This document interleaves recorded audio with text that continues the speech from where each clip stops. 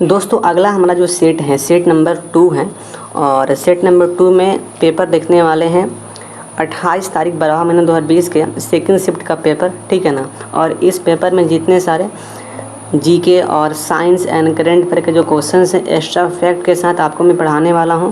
तो चलिए इस सेशन को स्टार्ट करते हैं। और दोस्तों इस सेट का पीडीएफ आप लेना चाहते हैं तो पीडीएफ आपको बिल्कुल फ्री मिल जाएगा टेलीग्राम पर, ठीक है ना। तो चलिए इस सेशन को स्टार्ट करते हैं। दोस्तों पहला क्वेश्चन यहाँ पर है कि किस नियम के अनुसार स्थिर तापमान पर गैस का आयतन दाब के व्युत्क्रमानुपाती होता है।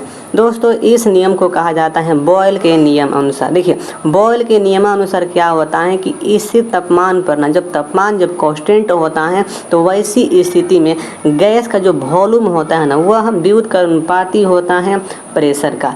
इस बात को आपको ध्यान रखना है और इस नियम को कहा जाता है बॉयल का नियम। अगला प्रश्न है कि कौन सा रंग उर्वरक क्रांति के संबंधित है। देखिए दोस्तों यहाँ पे बात हो रहा है कि उर्वरक क्रांति से कौन सा जो रंग है ना वह संबंधित है। तो देखिए उसको बोलते हैं धूसर। देखिए जो धूसर जो रंग होता है ना धूसर रंग उर्वरक क्रांति से संबंधित है। अगला प्रश्न, लीचेन एक ऐसा जीव है जो डैश की चेतावनी देता है। दोस्तों प्रश्न क्या है कि लीचेन एक ऐसा जीव है जो डैश की चेतावनी देता है। देखिए तो लीचेन क्या होता है, देखिए तो वह जो चेतावनी किसका देता है तो वायु प्रदूषण का। आपको ध्यान रखना है कि जो वायु जो प्रदूषण है ना इसका चेतावनी कौन देता है, लीचेन, ठीक है। अगला प्रश्न दोस्तों अगला प्रश्न है भारत में राष्ट्रीय आय की गणना का पहला प्रयास किसने किया था। तो इसका उत्तर होने वाला है दादा भाई नौरोजी, ठीक है। भारत में राष्ट्रीय आय का पहला प्रयास किसने किया था तो दादा भाई नौरोजी ने किए थे। अगला प्रश्न, साहित्य अकादमी का मुख्यालय कहाँ पर स्थित है। दोस्तों प्रश्न में पूछा गया है साहित्य अकादमी का जो मुख्यालय है यह कहाँ पर है तो इसका मुख्यालय नई दिल्ली में है, आपको ध्यान रखना है। अगला प्रश्न दोस्तों अगला प्रश्न है मोपला विद्रोह, बहुत इंपॉर्टेंट ये विद्रोह है। मोपला विद्रोह किन वर्षों के बीच हुआ था। देखिए दोस्तों जो मोपला जो विद्रोह है ना ये हुआ था 1921 और 1922 में, आपको ध्यान रखना है। अगला प्रश्न,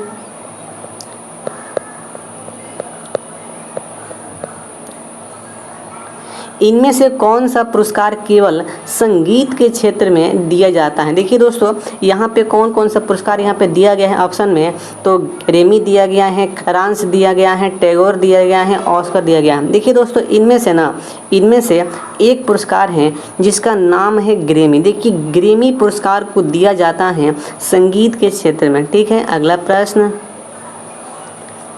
इनमें से कौन प्रसिद्ध संतूर वादक हैं। दोस्तों यहाँ पे प्रश्न पूछा गया है कि इनमें से कौन प्रसिद्ध संतूर वादक हैं तो वह शिव कुमार शर्मा होंगे, ठीक है।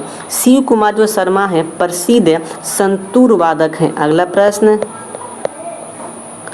प्रसिद्ध गोल गुंबज कहाँ पर स्थित है। दोस्तों प्रश्न यहाँ पे पूछा गया है कि प्रसिद्ध जो गोल गुंबज है यह कहाँ पर स्थित है तो यह कर्नाटक में है। अगला प्रश्न दोस्तों अगला प्रश्न है कि नेट नेशनल प्रोडक्ट यानी कि NNP क्या है। देखिए दोस्तों NNP को निकालने के लिए जो फॉर्मूला होता है वह GNP माइनस मूल्य ह्रास होता है। इस पॉइंट को भी आपको ध्यान रखना है। अगला प्रश्न, निम्नलिखित में से कौन से राज्य में विधान परिषद है। दोस्तों यहाँ पे प्रश्न पूछा गया है कि किस राज्य में विधान परिषद है निम्न में से। तो देखिए इसका उत्तर होगा यहाँ पे आंध्र प्रदेश। दोस्तों देखिए अभी वर्तमान टाइम में ना टोटल 6 राज्य हैं जहाँ पर विधान परिषद है। कौन कौन है ध्यान रखिएगा, बिहार है, उत्तर प्रदेश है, महाराष्ट्र है, कर्नाटक है, आंध्र प्रदेश और तेलंगाना है, आपको ध्यान रखना है। अगला प्रश्न, संयुक्त राष्ट्र सुरक्षा परिषद का मुख्यालय कहाँ पर स्थित है। तो देखिए दोस्तों इसका उत्तर होगा न्यूयॉर्क में। कहाँ पर है तो न्यूयॉर्क में है। अगला प्रश्न, किसने ईस्ट इंडिया कंपनी के खिलाफ प्लासी का युद्ध लड़ा था। देखिए दोस्तों यहाँ पे बात हो रहा है प्लासी का जो युद्ध है ना ईस्ट इंडिया कंपनी के खिलाफ किसने लड़ा था तो इसका उत्तर होगा सिराजुद्दौला, ठीक है। अगला प्रश्न दोस्तों अगला प्रश्न है टेक्सोनोमी का जनक किसे कहा जाता है। देखिए टेक्सोनोमी प्रश्न में क्या बोला गया कि टेक्सोनोमी का जनक किसे कहा जाता है तो उत्तर होगा कार्ल लिनियस को। देखिए दोस्तों कार्ल लिनियस को ना टेक्सोनोमी का जनक बोलते हैं, यानी कि वर्गीकी का पितामह। ठीक है, अगला प्रश्न दोस्तों, अगला प्रश्न है भाभा परमाणु अनुसंधान केंद्र यानी कि BARC कहाँ पर स्थित है। देखिए दोस्तों, यहाँ पे प्रश्न पूछा गया है कि भाभा परमाणु अनुसंधान केंद्र जो है यह कहाँ पर स्थित है। तो देखिए ये जो है मुंबई महाराष्ट्र में है। देखिए दोस्तों, इसका जो स्थापना हुआ था ना 1954 में हुआ था। इस पॉइंट को भी आपको ध्यान रखना है। अगला प्रश्न दोस्तों, अगला प्रश्न है यहाँ पर कि जलियांवाला बाग नरसंहार किस तिथि को हुआ था। देखिए दोस्तों, ये जो घटना हुआ था ना ये हुआ था 13 अप्रैल 1919 को हुआ था। इस पॉइंट को भी आपको ध्यान रखना है। अगला प्रश्न 49वीं समांतर डैश के बीच सीमा रेखाएं। देखिए दोस्तों, ये प्रश्न बहुत इंपॉर्टेंट है और इस प्रश्न को बहुत एग्जाम में खासकर पूछा भी जाता है कि 49वीं जो समांतर रेखा है ना यह किन दो देशों के बीच है। तो आपको ध्यान रखना है USA और कनाडा। कौन कौन है, तो USA और कनाडा है। अगला प्रश्न भारत का पहला संचार उपग्रह कौन सा है। देखिए दोस्तों, यहाँ पे प्रश्न में क्या पूछा गया कि भारत का पहला संचार उपग्रह कौन सा है, तो इसका उत्तर होगा एप्पल। देखिए दोस्तों, इस सैटेलाइट को लॉन्च किया गया था 1980 में, आपको ध्यान रखना है। ठीक है, अगला प्रश्न पृथ्वी ग्रह का वह क्षेत्र जहाँ जीवन मौजूद है उसे क्या कहा जाता है। दोस्तों, प्रश्न में पूछा गया है कि पृथ्वी ग्रह का वह क्षेत्र जहां जीवन मौजूद है उसे क्या कहते हैं, तो उसे जयमंडल के नाम से जाना जाता है। अगला प्रश्न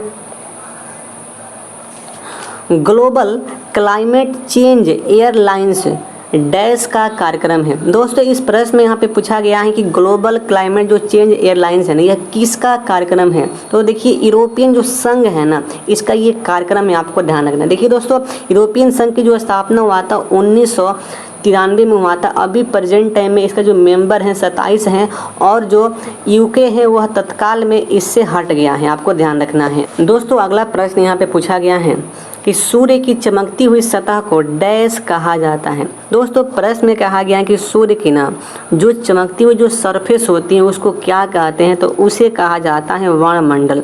देखिए दोस्तों, इस प्रश्न का उत्तर यहाँ पे गलती दिया गया है प्रभा मंडल, ये 100% रॉन्ग यहाँ पे उत्तर है। इसका उत्तर क्या होगा, वर्णमंडल। ठीक है, ऑप्शन नंबर 1। अगला प्रश्न कौन से राष्ट्र ने 5 बार कॉमनवेल्थ गेम्स की मेजबानी की है।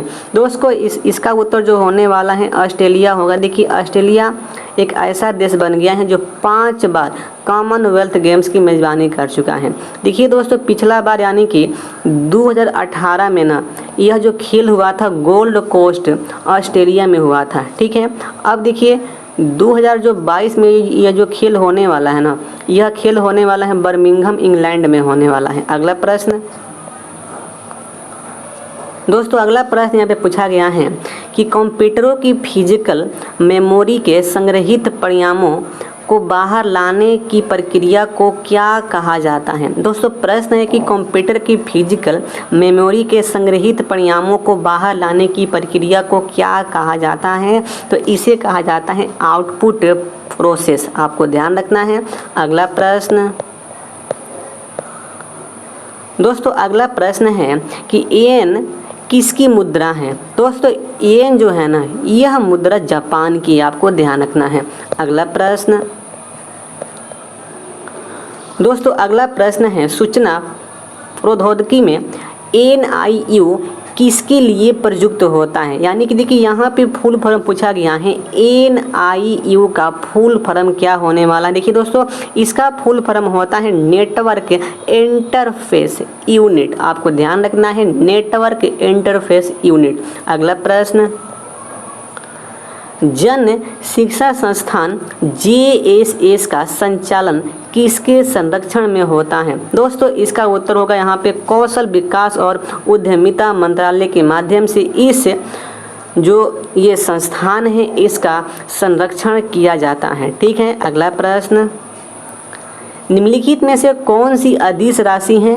तो देखिए दोस्तों, यहाँ पे बात हो रहा है अदिश राशि का, तो अदिश राशि यहाँ पर द्रव्यमान है। इसके अलावा वेग, संवेग, बल ये आपका ये सदिश राशि है। ठीक है, अगला प्रश्न 2020 में आर्थिक विज्ञान के लिए निम्न में से किसे नोबेल पुरस्कार प्राप्त किया था। देखिए दोस्तों, यहाँ पे बात हो रहा है आर्थिक विज्ञान यानी कि इकोनॉमिक्स साइंस में 2020 में किसे नोबेल पुरस्कार दिया गया था, तो वह दिया गया था रॉबर्ट वी विल्सन को। ठीक है, अगला प्रश्न दोस्तों, अगला प्रश्न यहाँ पर है कि 2020 में निम्न में से किस फिल्म को सर्वश्रेष्ठ फिल्म वर्ग में फिल्म फेयर पुरस्कार मिला था। देखिए दोस्तों, यहाँ पे बात हो रहा है फिल्म फेयर पुरस्कार 2020 का बेस्ट फिल्म का अवार्ड किसे दिया गया था, तो ये दिया गया था गली बॉय को। अगला प्रश्न दोस्तों, अगला प्रश्न है जो तिरंगा झंडा स्टुटगार्ट में मैडम कामा ने फहराया था उसे चोरी छिपे ब्रिटिश भारत में कौन लाया था। देखिए दोस्तों, ये प्रश्न बहुत ही अच्छा प्रश्न है। तो देखिए इसका उत्तर यहाँ पे होने वाला है इंदुलाल याग्निक। कौन लाया था, तो इंदुलाल याग्निक। अगला प्रश्न दोस्तों, अगला प्रश्न है निम्नलिखित में से कौन सा कंप्यूटर सिस्टम में ऑक्सीलरी मेमोरी का हिस्सा नहीं है। प्रश्न में क्या पूछा गया है कि ऑक्सीलरी मेमोरी का हिस्सा नहीं है, तो इसका उत्तर होने वाला है PROM यानी कि प्रोम जो है दोस्तों ना, यह ऑक्सीलरी मेमोरी का हिस्सा नहीं है। अगला प्रश्न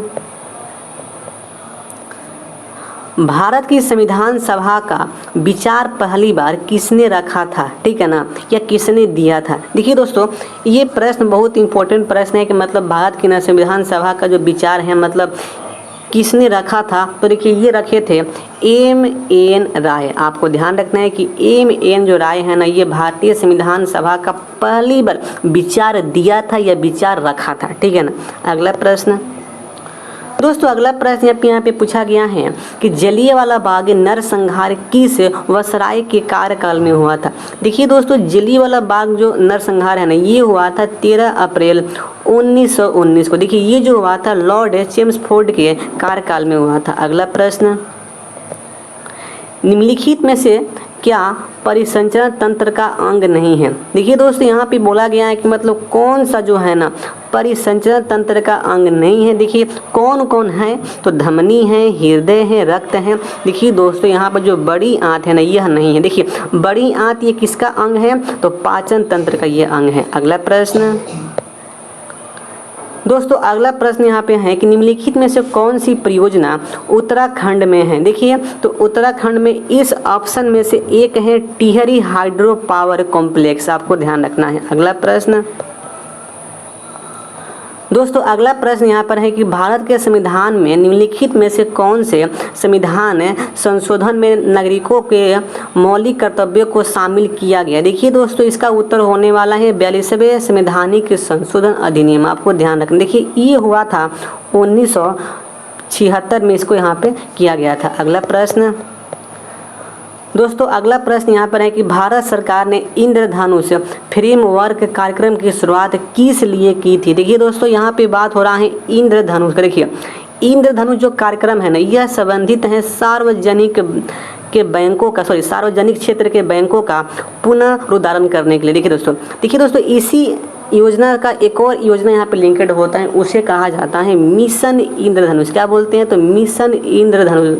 देखिए दोस्तों, ये जो योजना है ना, इस योजना का संबंध किससे है, तो इसका संबंध होता है टीकाकरण से। आपको ध्यान रखना है कि जब बोले मिशन इंद्रधनुष तो इसका संबंध टीकाकरण से, और जब बोले इंद्रधनुष तो इसका जो संबंध होता है सार्वजनिक क्षेत्र के बैंकों का पुनरुद्धार करने के लिए। ठीक है। अगला प्रश्न दोस्तों, अगला प्रश्न यहाँ पे पूछा गया है सापेक्षता का सिद्धांत किससे संबंधित है। दोस्तों, यहाँ पे बोला गया है कि जो सापेक्षता का जो सिद्धांत यानी कि E = mc², यह किसने दिए थे, तो ये दिए थे अल्बर्ट आइंस्टीन। आपको ध्यान रखना है। अगला प्रश्न दोस्तों, अगला प्रश्न यहाँ पर है कि भारत का पहला एटॉमिक पावर स्टेशन कब चालू किया गया था। देखिए दोस्तों, यहाँ पे बात हो रहा है कि भारत का पहला परमाणु पावर स्टेशन कब स्टार्ट किया गया था। तो देखिए इसको स्टार्ट किया गया था 1969 में, और देखिए इसका नाम क्या था, तारापुर परमाणु संयंत्र, ठीक है, जो महाराष्ट्र में है। दोस्तों, अगला प्रश्न क्या है, सेब से संबंधित रोग को डैश के रूप में जाना जाता है। देखिए दोस्तों, यहाँ पे प्रश्न में बोला गया है कि सेब से जो संबंधित जो रोग है ना उसको क्या कहते हैं। देखिए दोस्तों, तो उसको कहा जाता है फायर ब्लाइट। फायर जो ब्लाइट है ना, यह सेब से संबंधित रोग होता है, आपको ध्यान रखना है। दोस्तों, हम लोग इस प्रकार से इस सेट के पूरे complete GK and science and current affair complete कर चुके हैं। दोस्तों बताएं कि आपको ये हमारा सेशन कैसा लग रहा है। तो अब में मिलते हैं सेट नंबर 3 में। तो बस आज के लिए इतना ही। जय हिंद, वंदे मातरम।